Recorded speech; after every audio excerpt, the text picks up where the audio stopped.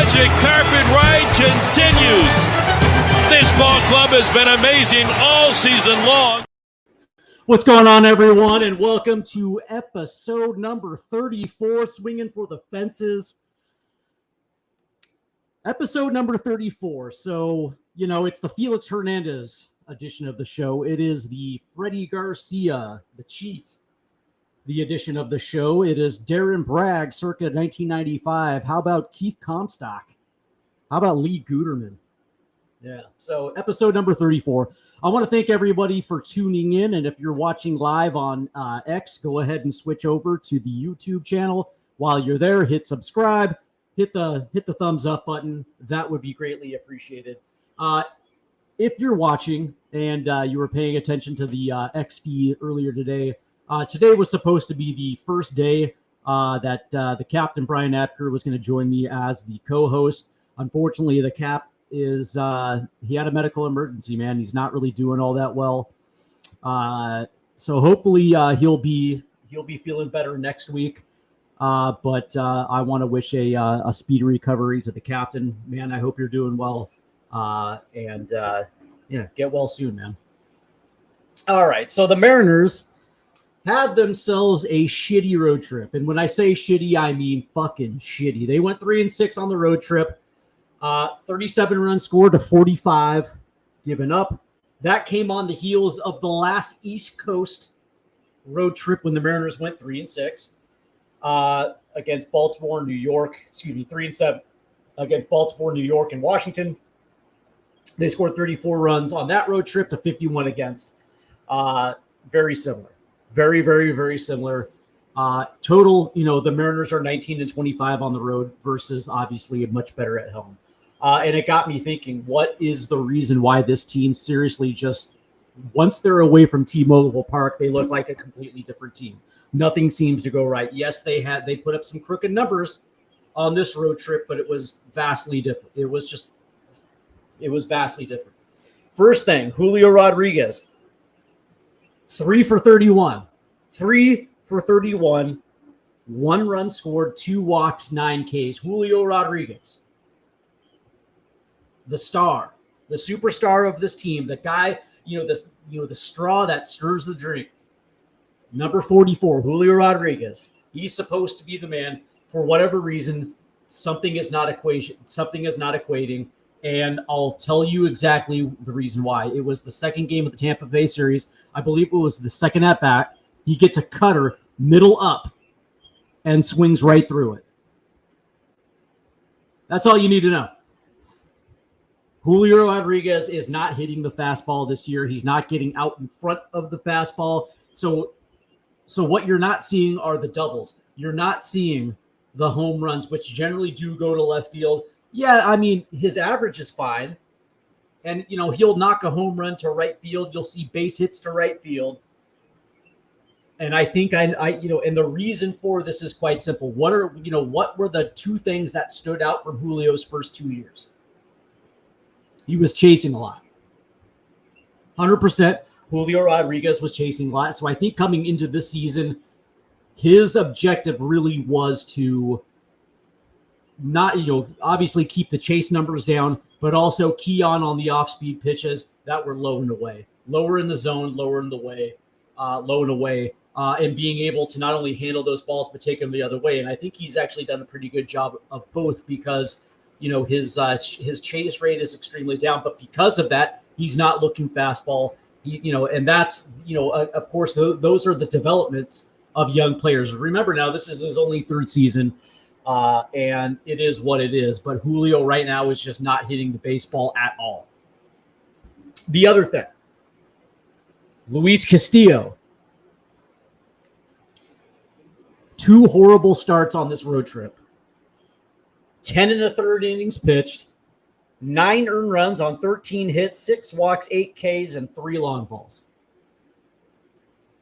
I hate to break it to you because he's being paid like it. 100% he's being paid like it, but he's not an ace. I'm sorry to say it, but it's true. Think of what Luis Castillo has been as a member of the Seattle Mariners. When he came over in 2022, that motherfucker was lights out. That dude was lights out, not just down the stretch, but also in the playoffs. He was exceptionally good in 2022. Because why? Playing for a contract. He got the extension. He was playing for the extension. He got the extension. And look at what has happened. Yes, last year was pretty it wasn't a great year, but it was a pretty decent year. But this year, two things have literally popped up, and that's number one, he is susceptible to the big inning, obviously. I like Luis Castillo, but for the amount of money that the Mariners are paying him and for the results on the field, this dude is not an ace. Sorry. I'll give you a good example. Okay, so we've had a couple in the history of the Seattle Mariners. Mark Langston was an ace. Randy Johnson was an ace. That's probably like maybe of the upper echelon of the aces that we had. We've had Freddie Garcia. We've had Jamie Moyer. What do all of those guys have in common that eludes Luis Castillo? I like Castillo. Don't get it twisted. But what do those four guys have in common that Castillo doesn't have? They always have that one pitch that they can go to when shit is not going right. When things are just not going right. You don't have a feel for the fastball. And maybe there's not enough break on the changeup. They always have that one pitch in their back pocket that when things are going wrong, maybe there's a lot of full, maybe they pitch to a lot of full counts. Maybe they've given up a couple base hits here and there, maybe a couple walks, but they always have that one pitch in their back pocket that they can always go to help themselves get themselves out of a jam. That eludes Luis Castillo. Conversely, George Kirby had a great road trip. Very good road trip for Kirby. 13 innings pitched, 3 runs, 9 hits, no walks, 13 Ks. He did give up a couple solo shots, but I'll tell you what, that was exactly what the team needed. Unfortunately, the offense wasn't there. But and Logan Gilbert had a pretty phenomenal start as well too. But I will say this. I don't want to take a shit on Luis Castillo. That's not what I'm trying to do. All I'm saying is for the price that the Mariners gave, the money that they gave him, this dude has not performed like an ace. Aces are consistent. That's the reason why we call them aces, because every single fifth day you go out there and you expect to win. That is the definition of an ace. Period, point blank, end of discussion. It's consistency, and there's nothing consistent about Luis Castillo. Now, maybe that changes in the second half. We will see. But what this team needs is that hammer every fifth day. And they're certainly not getting it. They're not getting it with Julio, and they're not getting it with Castillo. Probably the two most important players on this roster right now. But the road Blues kind of go a little bit farther than just this recent performance. When you're looking at offense, at home, the Mariners are hitting .213 with a .298 OBP, .359 slugging, and a .656 OPS, which is kind of terrible. 41 home runs, 143 RBI, 437 total bases with an OPS plus a 97. That's what they do at home offensively. On the road, though, they're a little bit better. Hitting .224 with a 300 OBP. They're slugging .377 with a .677 OPS, so just a little bit better. 51 home runs, 170 RBI, 558 total bases, and an OPS plus of 103. So they're offensively, they're actually a little bit better on the road than they are at T-Mobile Park. But here's the discrepancy. This is why this team cannot perform on the road. Pitching is the reason. At home, Mariners are 27-12. And Mariners pitching has a 2.54 ERA. They've given up 100 earned runs even on 250 hits, 372 Ks, 78 walks, and they've given up 33 home runs at home. On the road, the Mariners are 19-25, 6 games below 500. They got a 4.55 ERA. They've given up 190 total runs. 190 earned runs, 100, basically 100 more. 342 hits, basically 100 more. 322 strikeouts, so basically 50 less, 55 walks, and they've given up, 85 walks, and they've given up 55 home runs. There is a huge difference between our pitching staff at T-Mobile Park versus on the road, which, is actually quite telling because, I mean, allegedly this is this starting rotation is supposed to be the best in the league, and you probably would see that consistency on the road as you will at home. And so, again, it just goes to what we already know about this team, which is there are major holes in this roster. Speaking of the rotation, by the way, this weekend, starting tomorrow at home, I believe it's against the Minnesota Twins. Let me double check. Yep, against the Twins. Friday, the Mariners throw Logan Gilbert. Saturday, they throw Bryce Miller. And then Sunday, it's to be determined. And I would probably assume we're going to see Emerson Hancock because Brian Wu was shut down, put on the 15-day DL.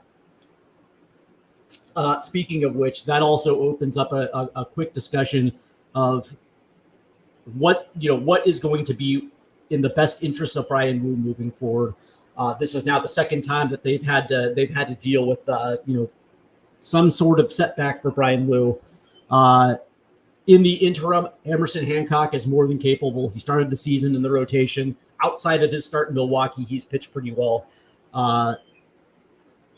He does exactly what you need to do for a fifth starter. But it also opens up the broader conversation of whether or not this team would definitely benefit going out and picking up another starting pitcher. It makes complete sense if you ask me. Brian Wu, as much as I love him, he's probably got the best fastball of any starter in the rotation. That dude's fastball is 80 grade.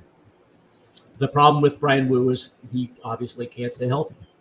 And it would probably benefit the Mariners to go out and get another starting pitcher and just shut him down for a month. Shut him down, get him correct, and then when he comes back, it might be even beneficial to have him coming out of the bullpen. You don't have to worry about wear and tear coming out of the bullpen, and maybe that might be beneficial, especially considering the issues with the Mariners bullpen. Trevor Bauer is the name that comes to my mind. I understand that Trevor, especially the Mariner fans, a certain wing of the Mariners fans that are, strictly off limits with Trevor Bauer. But that being said, dude's still in his prime. Money wise, he's going to be coming in on the veteran minimum, which is virtually no money. And you're really only picking him up for one half of the season. Everything is prorated. He's still in his prime, former Cy Young Award winner. And he's a guy that you can plug right into your rotation from day one. He's still pitching, Mexico, Japan, wherever. So he's active. He's currently active. So he doesn't need time to get himself ready to pitch. He's plug and play. The other names that are probably going to be available, former Mariner Yusei Kikuchi is probably going to be available. Jake Flaherty of Detroit. Guys that are not necessarily going to cost a fortune for the Mariners to bring in if that's the direction they want to go in. Some people, myself included, I'm perfectly fine with Emerson Hancock. So far, he's proven to be durable. And I think that really is what it comes down to is availability. And I actually think that is probably the most important aspect of a starting pitcher is his ability to be available. All right. Once again, I want to thank everybody for tuning in. If you're watching on X, thank you. And if not, head over to the YouTube channel at Swinging Pod on YouTube. Go ahead and click the subscribe button, hit the thumbs up, and let's get rolling. Also, if you want to be a part of today's show, head over to the comment section. We'd love to hear from you. Let's talk some baseball, man, specifically Mariners baseball. All right. So last week we were talking about what current starters would be able to crack the 2001 Seattle Mariners. And I think last week I went with Luis Castillo, but I think I might be on the fence on that one, consider going up against a guy like Freddie Garcia. Now that I think about it, I think I probably would take Freddie Garcia over Luis Castillo, but for the most part, George Kirby, better than Aaron Seeley. I would take Moyer over Gilbert. Miller and Wu Paul Abbott, John Halama.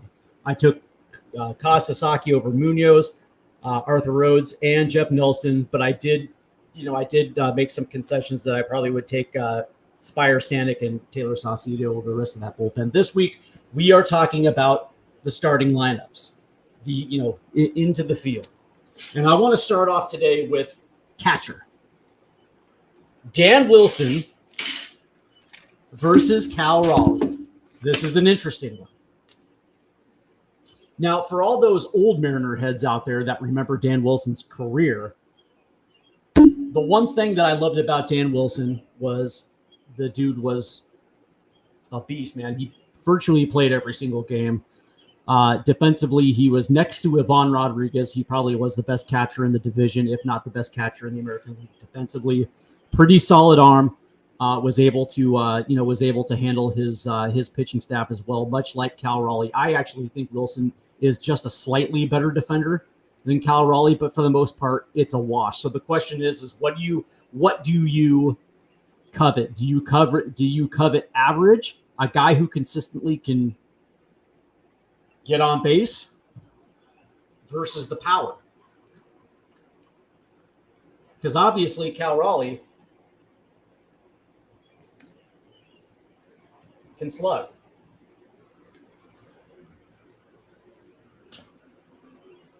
As we look at it, he spent 12 years in Seattle, had a career 262 average, a 309 OBP, slugged 384 with an OPS of 693.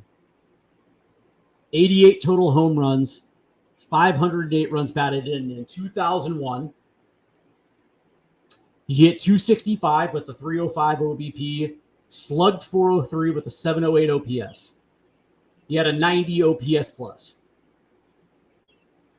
10 home runs, 42 RBI. That's pretty solid. His best year was probably 96. That was probably his best year. 285, 330, 444, 774, 95 OPS plus, 18 home runs, 83 RBI. Cal Raleigh, for all you interested folks, in his 3 and change years in Seattle, he's got a 215 batting average, a 287 OBP, slugging 439 with a 726 OPS. His OPS plus is 106, 73 home runs, 200 RBIs, and I would probably assume that as his Mariner career extends for the next 3 years, those numbers obviously go up. The question is does Cal Raleigh have the ability to break the 2001 starting lineup? I hate to say it, but for me, I'm taking Dan Wilson. Defense is the same. And it's important. But the question is do you prefer the overall game versus just one sequence of what Cal Raleigh offers, which is power at the plate? I love his power.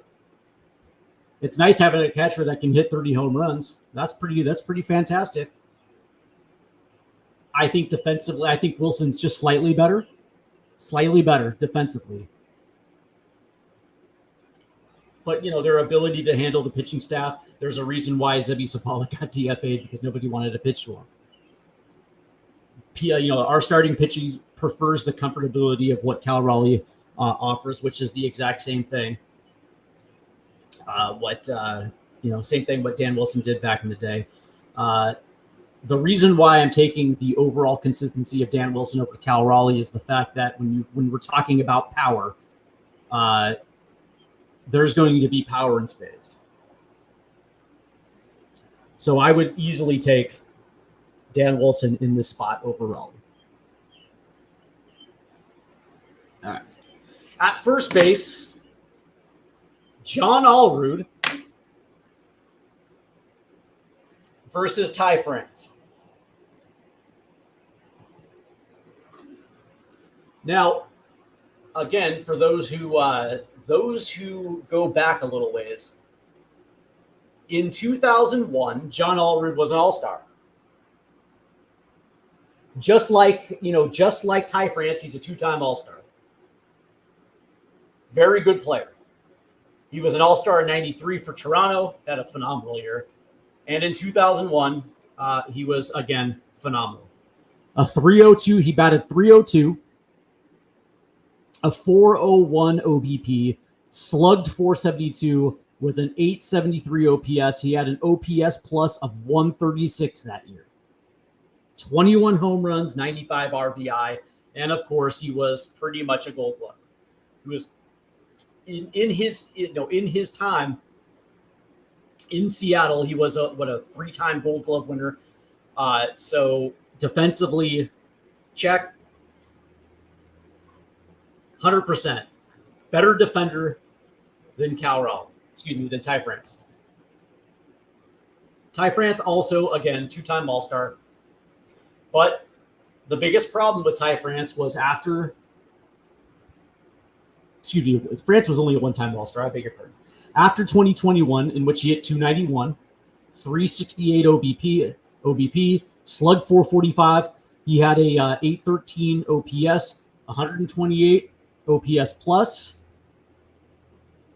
18 home runs, 73 RBI. The next year in 2022, his All-Star campaign hit 274, a 338 OBP, slugging 336, and an OPS plus of 774 with a 125 OPS plus, 20 home runs, 83 RBI. So you can see the progression. It went down. That was his, to me, that was his height. Played 152 games. He had a phenomenal 2021. But then the slow progression. His quad slash goes down in 2022 in the All-Star year. 2023, obviously, a down year.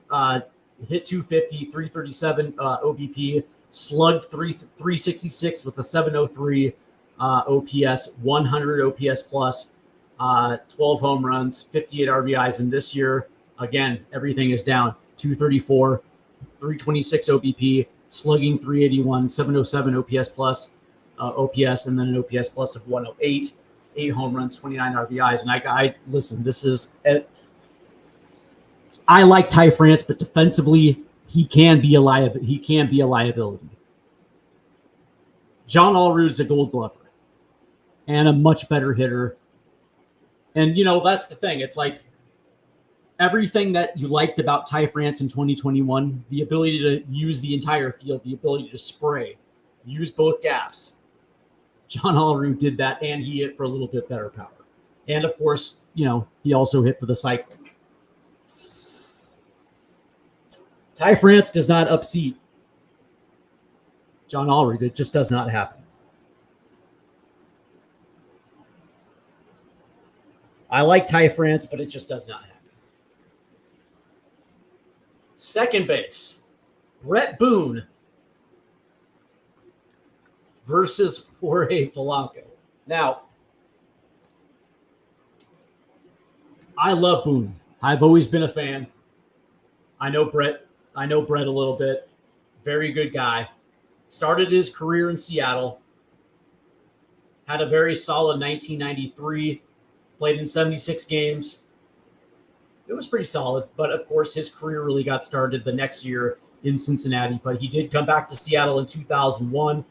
Was an all-star. Finished third in the MVP. Won his first Silver Slugger. He would go on to win a Gold Glove the next year. Was another all-star Silver Slugger and a Gold Glove winner. So, you're talking about a very good defender at second base. And, depending on how you feel, I know Brett, I've talked to him about it. He says, he didn't. Okay. But even if he did, who gives a shit? In 2001, Brett Boone hit 331. 372 OBP. He slugged 578 with a 950 OPS, an OPS plus of 153, 37 home runs, 141 runs batted in, which was a career high, 37 doubles, 40 walks to 110 strikeouts. That dude was phenomenal. He had a nice little second resurgence with Seattle. But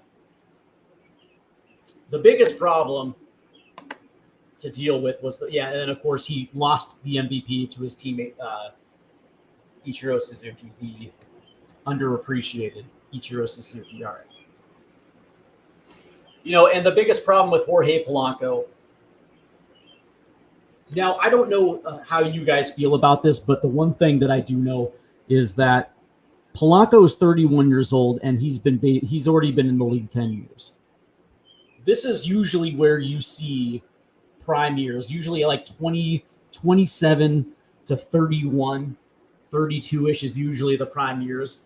And so we should be seeing the tail end of what should be his prime. You look at what he did in 2021 in Minnesota, it was phenomenal. 269, 323, 503, 826, OPS plus of 125, 33 home runs, 98 RBIs. That was a phenomenal year. And the quad slash goes down in 2022. Played in 104 games, so he got hurt a little bit that year. But still, though, respectable OBP, respectable slugging, respectable OPS. Finished with an OPS of 115, 1656. Last year, he rebounded. He only played in 80 games, but he rebounded a little bit when it came to batting average, OBP, OPS, and OPS plus. He rebounded and basically finished with the exact same power. So the conventional wisdom coming into this season was that, if he can maintain his health a little bit, maybe we might see somewhere in between 2021 and 2023. Like if you got that would be a phenomenal year for Polanco. Maybe even just a tick better. But this year, he's only batting a .92, a 286 OBP, slugging 293 with an OPS plus of 597, an OPS plus of 71, 5 home runs, 14 RBIs, and he's back. A lot of people are calling, and this is why obviously Brett Boone takes this one, is because Mariner fans are calling for Ryan Bliss to continue playing. That's how much Mariner fans have given up on Polanco. And it's sad too, because I actually like Polanco. I like the fact that he's a switch hitter. But that's baseball, right? Sometimes trades don't work out, and when you look at what the Mariners gave up, it's not the end of the world. Turning our attention to third base. This is kind of a fun one, man. David Bell versus Josh Rojas. Big fan of David Bell. He actually had one of his best years in 2001. I wouldn't say it was his best year because in 2006, 2006 was a pretty solid year from 1999, but Seattle was a very solid year for David Bell. But in 2001, he hit 260 with a 303 OBP, a 415 slugging, a 718 OPS. He finished with a 92 OPS plus, 15 home runs, 64 RBIs, 28 doubles, 59 strikeouts, and 28 walks. That's actually not bad. I mean, not really all that great for the third base position, but it wasn't bad. Versus Josh Rojas. I like Josh.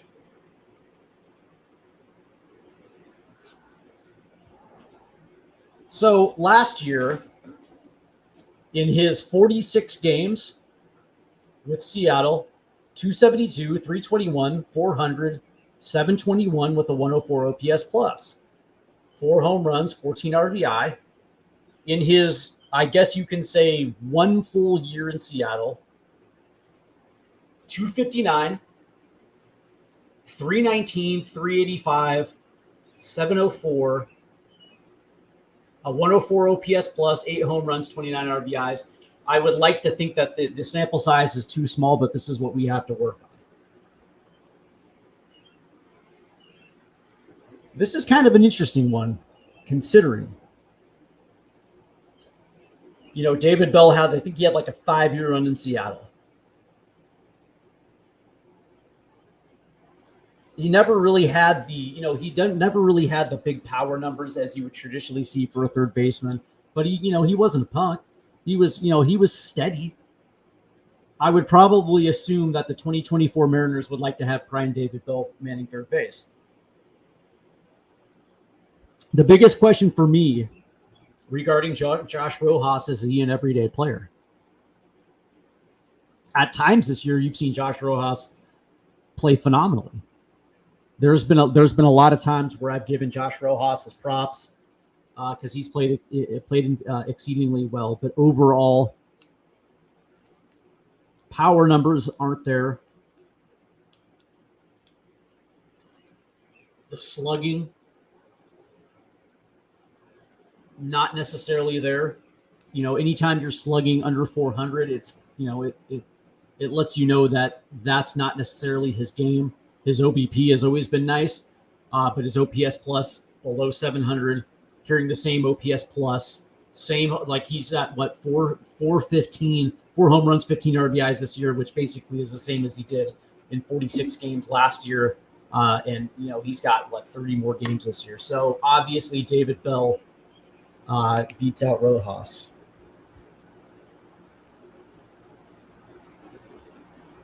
All right, shortstop.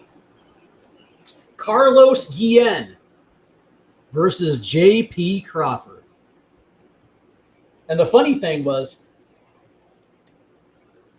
the Mariners got rid of Carlos Guillen because he was considered not an everyday player. Carlos played in Seattle from 98 to 2003. The first 2 years he only played in 15 games in 98, 99. He comes up really in 2000 and plays in 90 games. Pretty solid. 2001 he played in 104.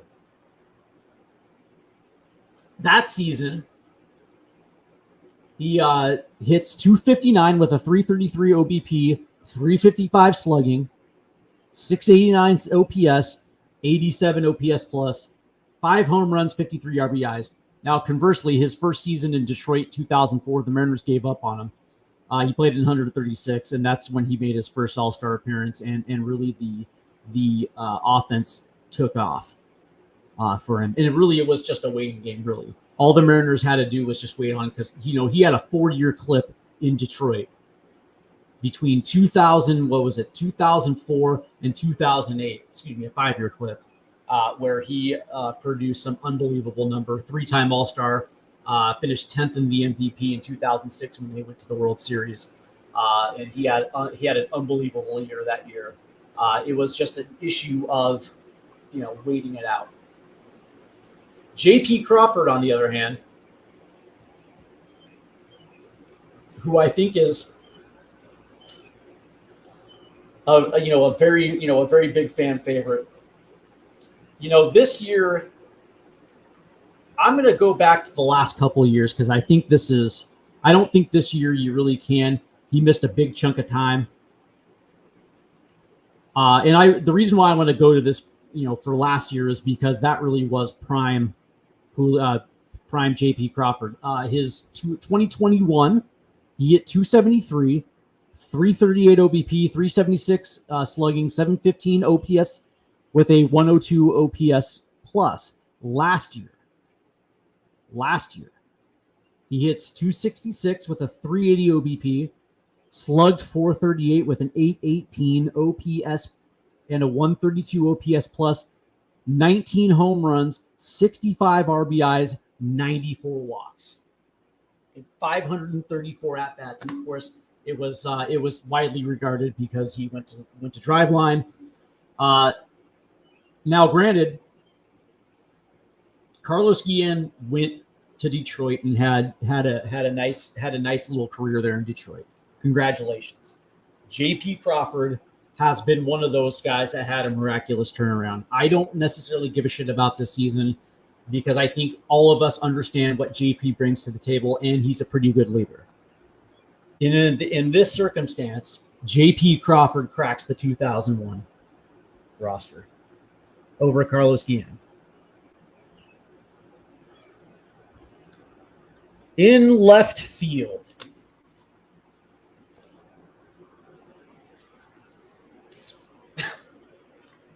I believe the left fielder in 2001, if I'm correct on this,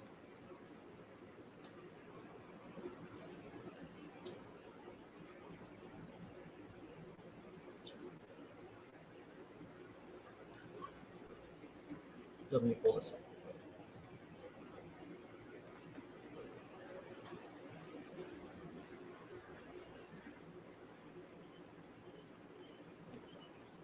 If I'm correct on this, the left fielder that year was Al Martin.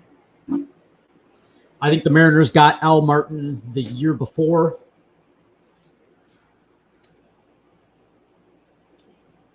In 2001, he played in 100 games, hit 240 with a 330 OBP, slugged 382 with a 712 OPS with a 93 OPS plus.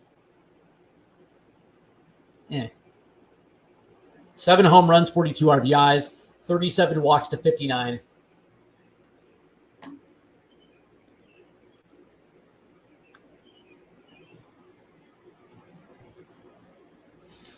In left field for us in the 2024 campaign, you probably have to go with Luke Raley. Even though, he's he split time between left field, first base. Generally regarded, he is the left fielder.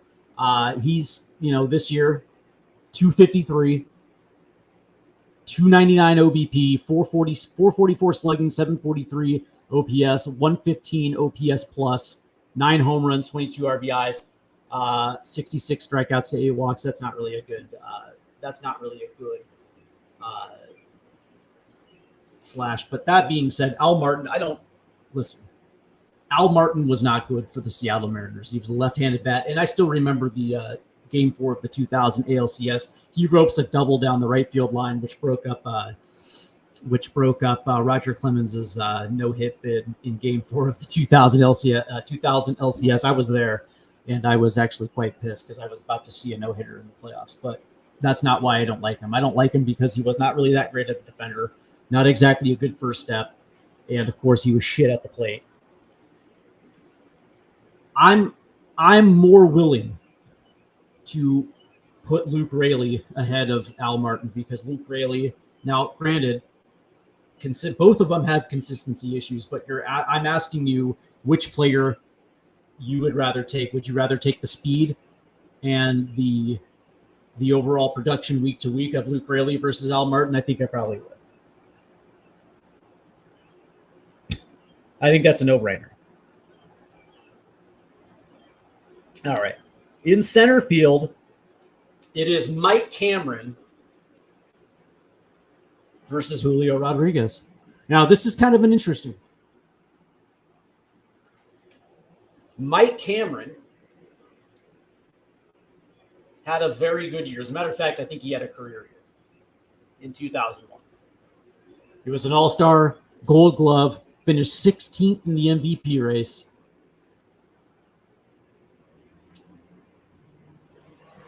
He had a phenomenal year. He batted .267, a .353 OBP, slugged .480 with an .832 OPS. With an OPS plus of 123, 25 home runs, 110 runs batted in. 155 strikeouts to 69 walks. And he hit 30 doubles that year.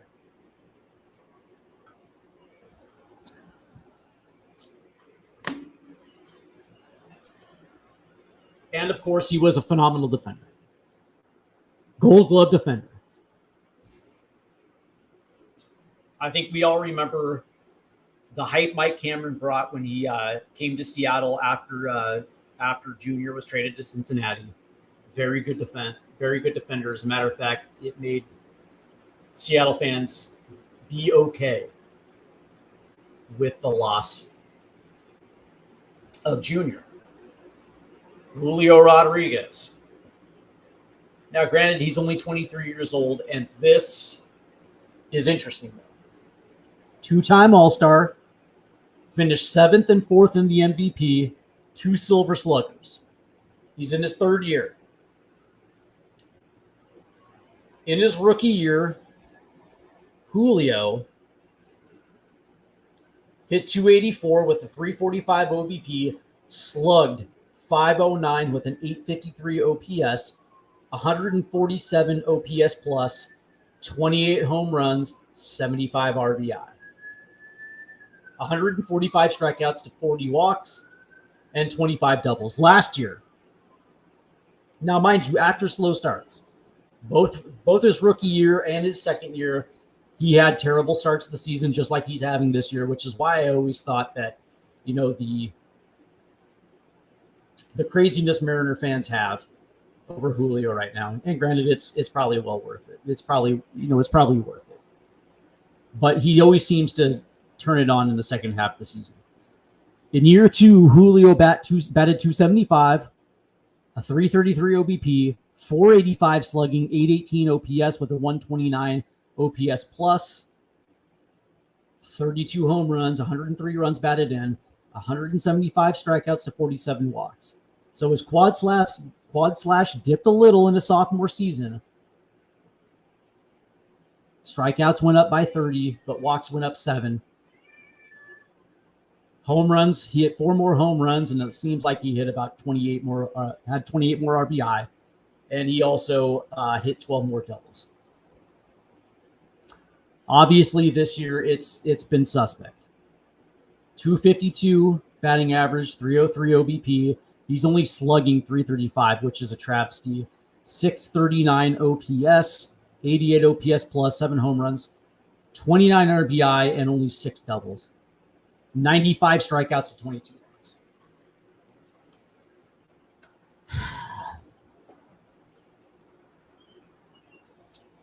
Man, what do you do? What do you do?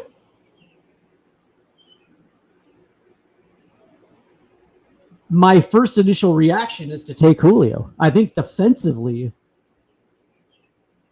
Julio has really good speed, just like Mike Cameron. He has, he tracks baseballs just as good as Mike Cameron. So I think defensively, it's a wash. What do you on the top side? What Julio can do, and then you have the steadiness of what Mike Cameron did.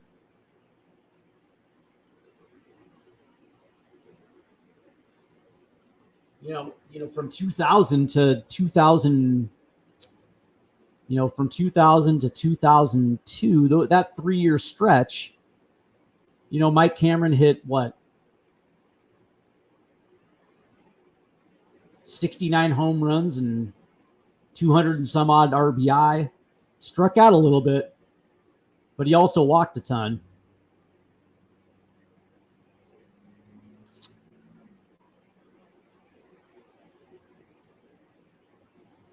In his 4 years in Seattle, Mike Cameron hit 256 with a 350 OBP, 448 slugging, 798 OPS, 112 OPS plus, 87 home runs, 344 RBI. But he also struck out 601 times and walked 296. You know what? I'm taking Julio because of the upside. I think we know what Julio brings to the table. It's just an issue of he has to do it. And I think a lot of Mariner fans just assume that Julio's been around forever. Like he's in year 6, year 7, between year 6 and year 10. And forget that this is only his 3rd year in the league. So there are going to be growing pains. And of course the contract that may or may not put pressure on him. But, I think Julio's talent is undeniable. In right field, Ichiro versus my man,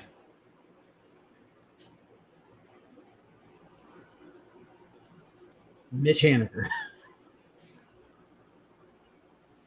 I know this is funny. Trust me, it's funny. But, it is what it is. By the way, from 2001 to 2010, Ichiro was an all-star. And, of course, in 2001, he was the MVP and Rookie of the Year, which is the first time a Mariner had ever done that. He batted .350 with a .381 OPS, slugged .457 with an .838 OPS with a .126 OPS plus. 8 home runs, 69 RBIs, but he had 59 stolen bases. Only struck out 53 times that year and drew 30 walks. Hit 34 doubles, 8 triples, and had 242 hits in 692 at-bats. Obviously, his best year probably was 2004, where he hit 372. By the way, this is the craziest year. He hit 372 with a 414 OBP, slugged 455 with an 869 OPS. His OPS plus was 130. Broke George Sisler's hit record. And that year, he struck out 63 times on 49 walks, 8 home runs, 60 RBI, 36 stolen bases, 24 doubles, 262 hits, and 704 at-bats. And he finished 7th in the MVP. Interesting. Versus Mitch Haniger. Now, I love Mitch. I think everybody understands that I love Mitch Haniger. I really do. He's been the heart and soul of this team for quite some time. And, when the Mariners forced Kyle Seager into retirement and did it, by the way, via email, didn't even have the fucking sack to call him up and thank him for his time in Seattle and ask him to step aside. They did it via email. He took over as club leader. I know a lot of people think that, JP's the captain, and he might be. But, as far as the heartbeat of the Seattle Mariners, it had always been Mitch Haniger. And, I hate to say it, but Mitch is probably done. He's been injured quite a bit over the course of the last 5 years, and I think injuries have taken its toll. He's healthy, fantastic, but he's really not doing much. And it's sad to see. Defensively, obviously, Ichiro 100%. Offensively, Ichiro 100%. Arm goes to Ichiro. It's sad. I'm at that point right now where I don't want to see Mitch Haniger do anything except for hit versus left-handed pitching. And even though he's not really doing a lot of that either, you might be able to isolate some situations where Mitch Haniger is going to actually be a plus for this ball club. I would like to see, and I think it's well known that I don't like Dom Canzone. I think Mariner fans overrate him. I think he is a black hole, but I'd rather see, versus right-handed pitching at least, I'd rather see Canzone in right, Raley in left, and Mitch Haniger coming off the bench for pitch hitting duties if there's a situation where you need a pitch hitter, and also versus left-handed hitting. Outside of that, it's been tough to watch. Mitch Haniger this year, his hitting only 213, 280 OBP, slugging 328, 608 OPS, and a 78 OPS plus, 6 home runs, 30 RBIs. And of course, Haniger, his best year in Seattle probably was 2021. As far as power goes, I mean, his 2018 when he was an all-star, he hit 285, 336 OBP, 493 slugging, 859 OPS, 139 OPS plus, 26 home runs, 93 RBIs. That was a phenomenal year for him. And of course, in 2021, slugged 485 with an 804 OPS plus, had a 122 OPS plus, 39 home runs, 100 RBIs. That was phenomenal. But prior to that, didn't play in 2020 because he decided to recover from the injury that sustained in 2019. He's, this is the craziest thing. I mean, he's only, what is he? He's what, 35, 33. And this usually should be toward the tail end of the prime, but because of injuries, I think that the body's broken down to where he can't compete at the level that he's been accustomed to. And it's sad to see, but Mitch will always have a spot in Mariner lore for me. But obviously it's Ichiro. 100%. But a tip to Haniger, he's been a very good Mariner. And DH, obviously Edgar versus Garver, and I don't really think this is much a conversation because Edgar obviously is a Hall of Famer, deservedly so. 7-time All-Star, 5-time Silver Slugger, 2-time batting champion, and in 2001 finished 16th in the All-Star, 16th in the MVP, was an All-Star and won a Silver Slugger. And in 2001, which was the last year Edgar hit for 300, which was a run of 1, 2, 3, 4, 5, 6, 7, 8 straight years of batting 300 or better. But still batted 306 with a 423 OBP, slugged 543 with an OPS plus of 966, good for a 160 OPS plus, 23 home runs, 116 RBI, struck out 90 times and walked 93 times. He had a better walk differential than strikeout. Same thing that happened in 2000 as well too. By the way, in 99 and 2000, he had an OPS of 1.001 and 2, and that was the 5th time in 6 years that he had an OPS plus of well over 1,000. Unbelievable. 95 was his best year, 100%. Finished 3rd in the MVP. But that year in 2001 was the last of, really was the last of like the great years of what we know to be Edgar. Played in 132 that year. And obviously, he's a Hall of Famer. Mitch Garver this year, first year in Seattle. I don't think there's any question. Yes, he's been hitting better as of late, but so far, he's batting $178 with a 296 OBP, slugging 364, which is actually better than, which is obviously better than Haniger. OPS of 660 with an OPS plus of 93, 10 home runs, 31 RBIs. Nothing that necessarily jumps out at the plate for you. It's a far cry from what Mitch Garver has done in his career. Last year in Texas, batted 270 with a 370 OBP, 500 slugging with an 870 OPS, a 138 OPS plus, 19 home runs, 50 RBI. Had a good spell in 2021 as well too, with the Minnesota Twins. I think his best year for the Twins happened to be 2019, 31 home runs, 67 RBIs, where he slugged 630 and had an OPS of 995 with a 157 OPS plus. But obviously, Edgar Martinez 100% of the time, all the time. It sucks that we couldn't put Junior on this team, but it is what it is. And of course, you look at you want to talk about bench players, so you're looking at probably like if you want to go like one bench player on this one, you would probably have to go Mark McLemore versus Dylan Moore. I probably think that would probably be acceptable considering that McLemore played pretty much everywhere. Same thing with Dylan Moore. I think that might be accurate. We could do that. We're not going to get deep into the weeds on the bench because Mariners had a pretty solid bench that year, but we'll do one bench player before we get out.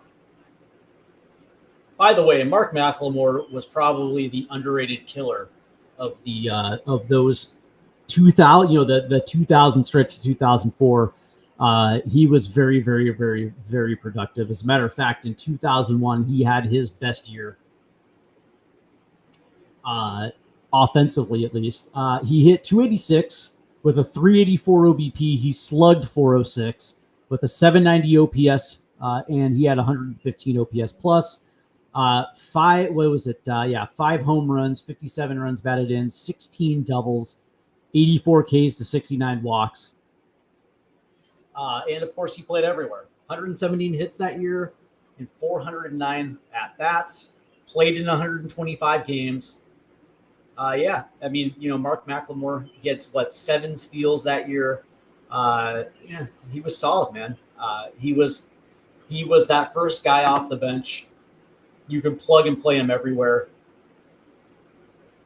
And he's the type of guy that he's the type of guy any team in the league would want. Dylan Moore, on the other hand, you look at what Dylan Moore brings to the table, and, he's not an everyday guy.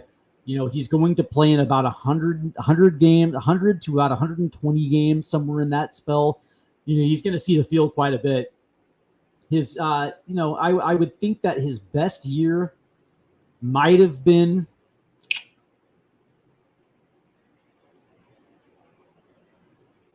maybe 2021, although he batted a $181 that year with a 276 OBP, 334 slugging, 610.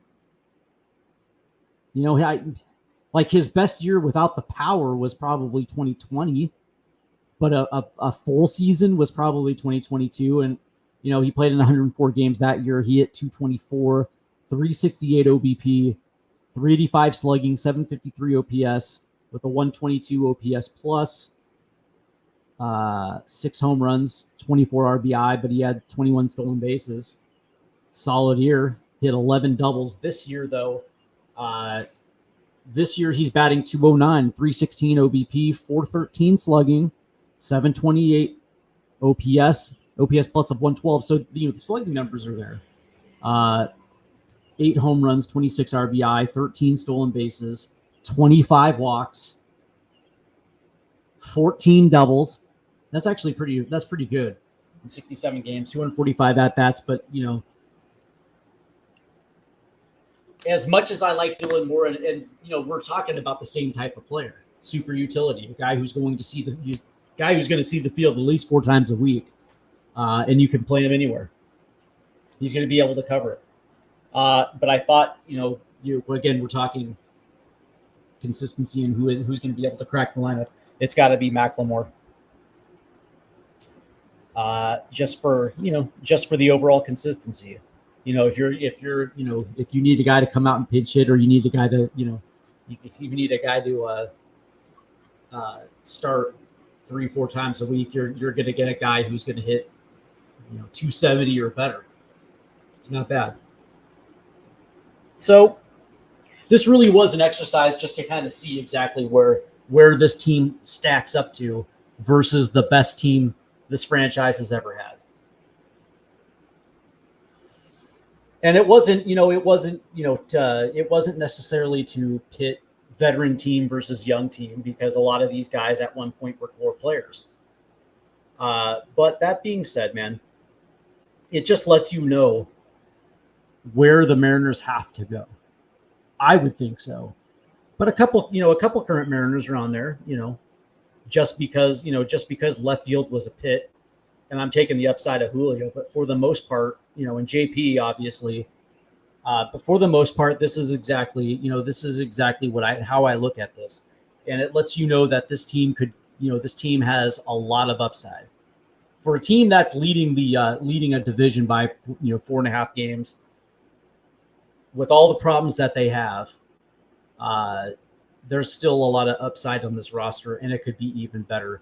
And that actually is a positive, really, when you look at it. It just means that there's still work left to be done.